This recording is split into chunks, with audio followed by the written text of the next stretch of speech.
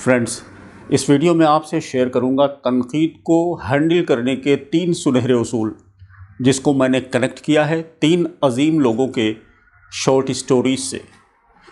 और अगर ये सुनहरे उसूल आपने अपनी ज़िंदगी में अप्लाई किया तो आप यकीन जानिए कि आप बहुत सारे जहनी तनाव और अननेसेसरी टेंशन से बच जाएंगे।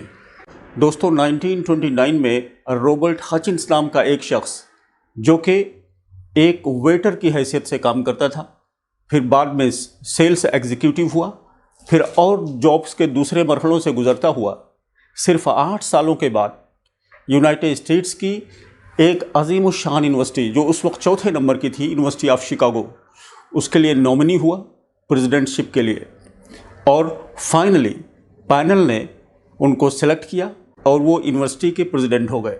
ये खबर जंगल में आग की तरह फैली और मीडिया में हर तरह से उनको तनकीद का निशाना बनाया गया। कुछ लोग उनके वालिद के पास आए और कहा कि इतना सब कुछ देखने के बाद हमने आपका कोई आर्टिकल, कोई डिफेंस नहीं देखा जो आपने रॉबर्ट के लिए किया हो, इसकी क्या वजह है? तो उन्होंने सिर्फ 2 सेंटेंस में जवाब दिया। कहा, yes, it was severe, but remember that no one kicks a dead dog, and remember also that the more important dog is, the more satisfaction people get in kicking him.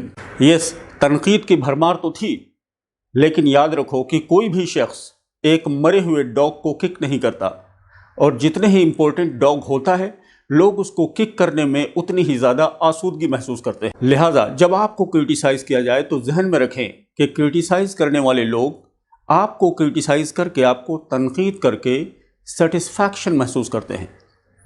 ऐसे लोग जो ज़िंदगी में कुछ नहीं कर पाते, ये बड़े लोगों को तनकीद करके आसूदगी महसूस करते हैं। और इसका बाय डिफ़ॉल्ट माना ये है कि आप तवज्जो के काबिल हैं और आप कुछ ऐसी चीज़ कर रहे हैं जो वो नहीं कर पा रहे। तो इस स्टोरी से जो पहला सुनहरा उसूल तनकीद को हैंडल करने का है, वो ये है कि जब आपको तनकीद का निशाना बनाया जाए तो आप इसको तनकीद के तौर पर नहीं लें, क्रिटिसिज्म के तौर पर नहीं लें, बल्कि उसको कॉम्प्लीमेंट के तौर पर लें।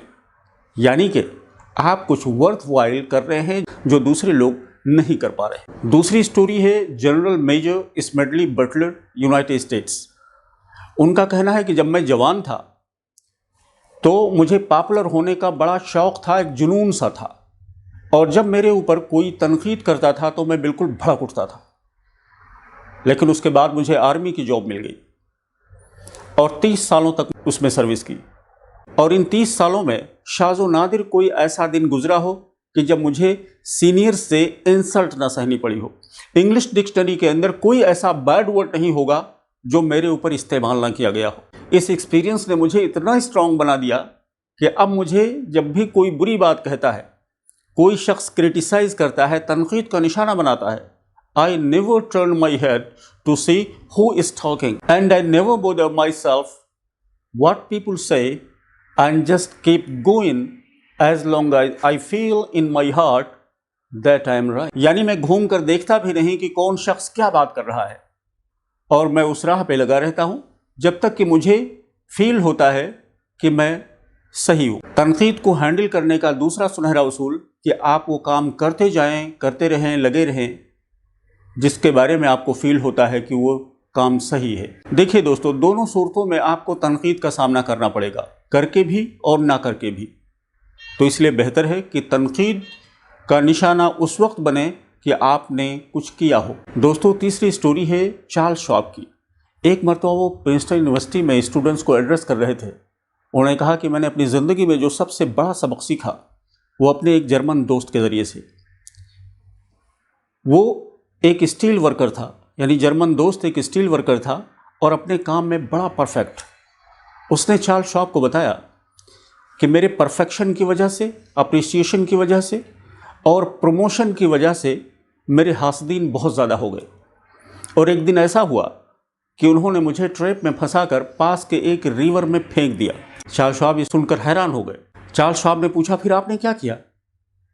उन्होंने कहा कि मुझे तैरना आता था, मैं तैर कर बाहर निकल आया, और उसके बाद आई जस्ट लाफ्ड, मैं हंस दिया। फिर चार्ल्स शॉब ने पूछा कि उसके बाद? उन्होंने कहा कि मैं उसी तरह अपने काम में लगा रहा मुझे प्रमोशन पे प्रमोशन मिलती रही, अप्रिसिएशन मिलती रही, और जिन लोगों ने मेरे साथ ऐसा किया था वो वहीं पे आज भी है जहां उस वक्त थे। तो दोस्तों, तनकीद को हैंडल करने का तीसरा सुनहरा उसूल कि जब भी आपको तनकीद का निशाना बनाया जाए, don't take it seriously, just laugh. कि इसको सीरियसली लेने के बजाय हंस दें, मुस्कुरा दें, बात को ख़त्म करें और अपनी मंजिल पे लगे रहें। Hope this is helpful. Thank you for watching.